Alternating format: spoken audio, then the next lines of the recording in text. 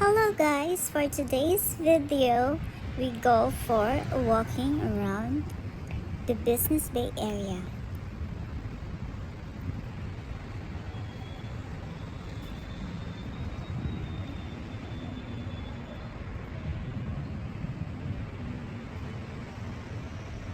Alam niyo ba guys, dito ko ngayon naranasan ang peace of life. Kasi yung iisipin mo na lang sa buhay kung paano ka yumaman. Diba?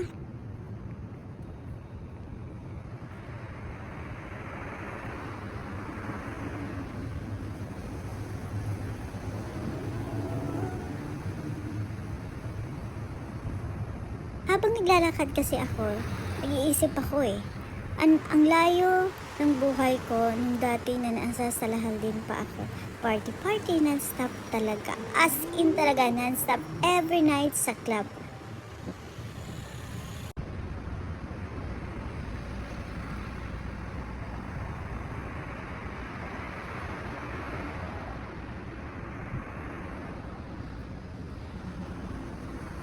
Pero ngayon, bahay lang ako at try to stay far away from the drama.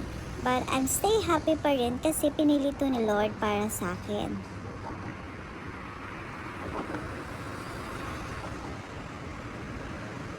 Kalain mo yun, yung mula sa magulong buhay, ngayon nasa tahimik na ako. Diba? Parang in a one click lang.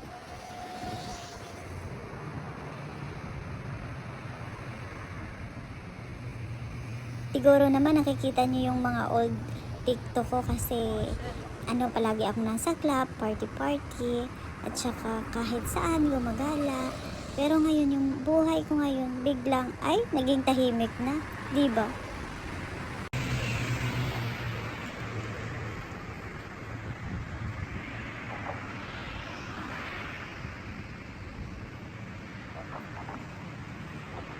At ito pala guys, piniflex ko yung face ko kasi dati marami akong melasma kasi nagka-trigger lang siya yung melasma pala, hindi pala yung lahat sa init makukuha mo sa labas, sa init makukuha mo rin pala sa stress. Yung kasi nakuha ko ito nung na-stress ako nung sa Dubai pa kasi ako.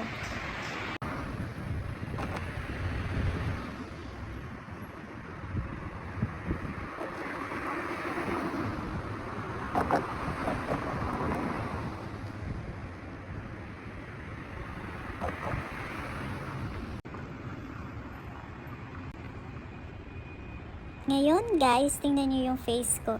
Meron pang naiwan pero konti na lang kasi for 1 week treatment ng friend ko na nurse, treatment niya sa mukha ko. Isa pala siyang aesthetic sa Pilipinas. Pero dito kakarating niya lang. So sinubukan niya ako ng cream niya at saka yung glutathione niya. Glutathione push ata. Oo. It's very effective talaga kasi nakikita ko yung face ko na yung dark spot sa yung melasma ko pala sa sa mukha ko nawala siya. Shout out to you my lovely friend Flor.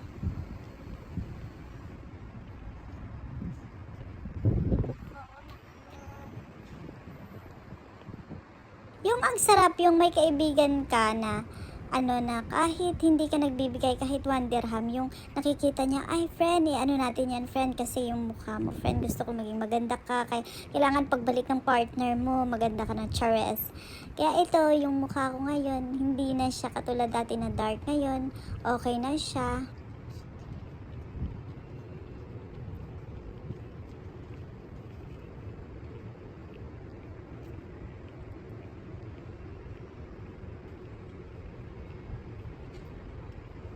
Tsaka ngayon, kailangan ko na magpaganda kasi back to work na ulit. Ngayong 18, may work na ako. At tsaka being as a brand ambassador, brand promoter dito sa Dubai.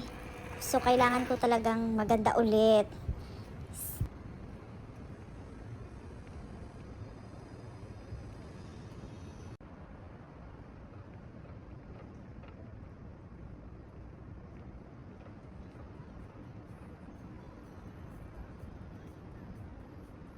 At saka, yun lang yung pagiging promoter ko ang ina-allowed ng partner ko na mag-work ako ng ganun. Kasi, at saka, nagtatry din ako na mag-vlog-vlog Kung sino man yung gustong bumili ng social media license, meron ako. So, ito lang yung gusto ng asawa ko para sa akin.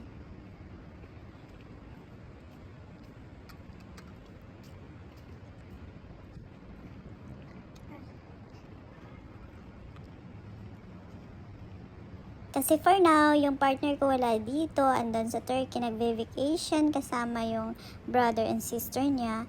So ngayon, ako nag-iisang luhaan mag-isa.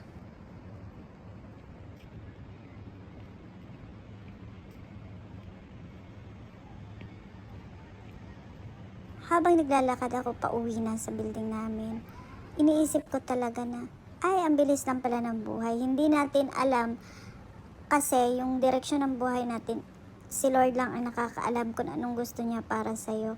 Kasi ang iniisip ko dati, wala lang, magtrabaho lang ako at saka makasahod, may pangpapadala sa pamilya at saka mag-party-party na ako. Yun lang yung iniisip ko dati.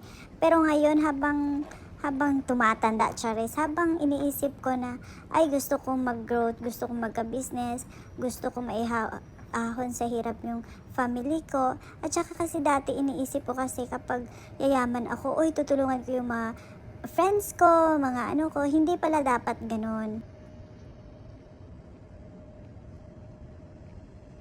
Hindi dapat pala ganun. Kailangan mo muna yung sarili mo bago ibang tao. Kaya dun ko naranasan na, ay, tama ka pala Lord kasi iniiwas mo ako sa mga tao na hindi deserving sa kabutihan ko. Charis! Hindi ako kabuti, di ba? Char. Basta ang masasabi ko lang, hindi kasi tayo tatagal sa mundong to. Kaya pinipili ko naging mabait ako. Kasi iniisip ko dati, yun lang, makakain, makagala, makapagpadala sa pamilya sa Pilipinas. Pero ngayon iba pala. Iba pala ang way ni God, ni Allah para sa akin.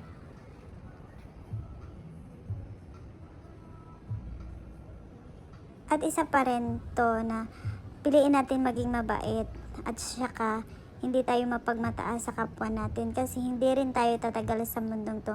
Now, it's going time to home kasi pagod na ang mga legs ng tita no, ng katribo nyo. Kaya ngayon, uuwi na lang tayo para mag-rest.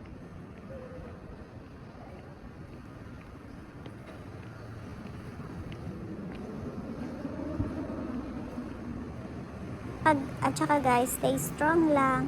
Sa mga kabayan kong nawala ng trabaho, huwag kayong mag-alala. Pray lang kay Lord kasi bibigyan din kayo ng work yan sa tamang panahon. That's for today's good night. Uwi na ang besyo nyo.